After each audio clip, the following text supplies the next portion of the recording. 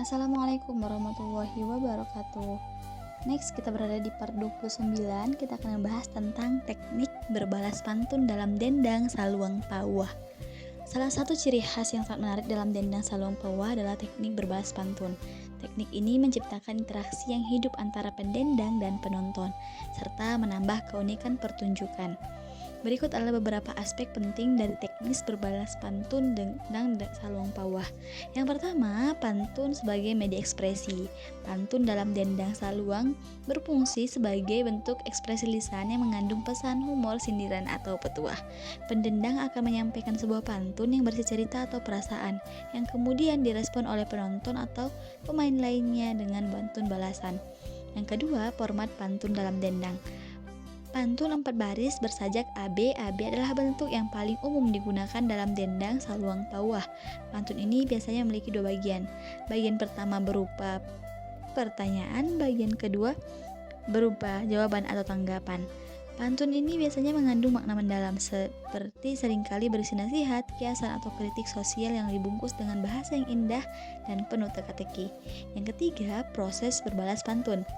Pendendang mulai dengan melantunkan sebuah pantun yang berkaitan dengan tema atau situasi yang ada di sekitarnya, biasa tentang cinta, kehidupan, atau kejadian tertentu.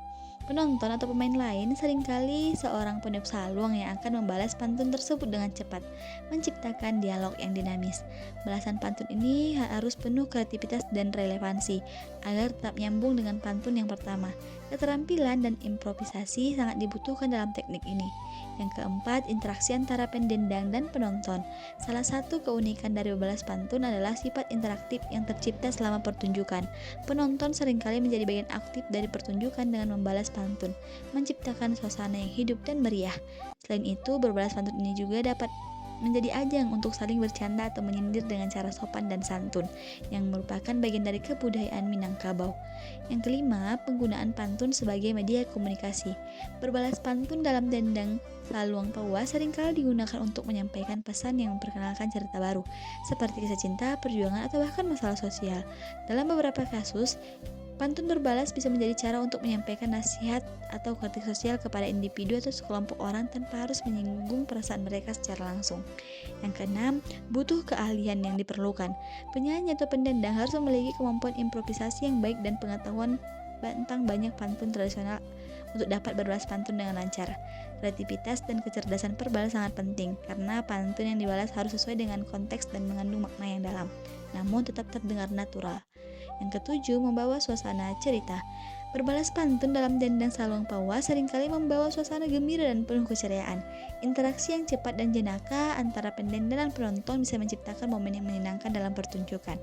Hal ini juga menjadikan dendang saluang pawah lebih dari sekedar hiburan, tetapi juga perayaan bersama melalui bahasa dan budaya. Secara keseluruhan, berbalas pantun dalam dendang saluang pawah bukan hanya sekedar hiburan, tetapi juga sebuah tradisi komunikasi yang penuh akan makna. Teknik ini menggambarkan kearifan lokal Minangkabau yang memadukan seni, humor, dan filosofi dalam satu kesatuan yang harmonis. Next, di part 30 kita bahas apa lagi?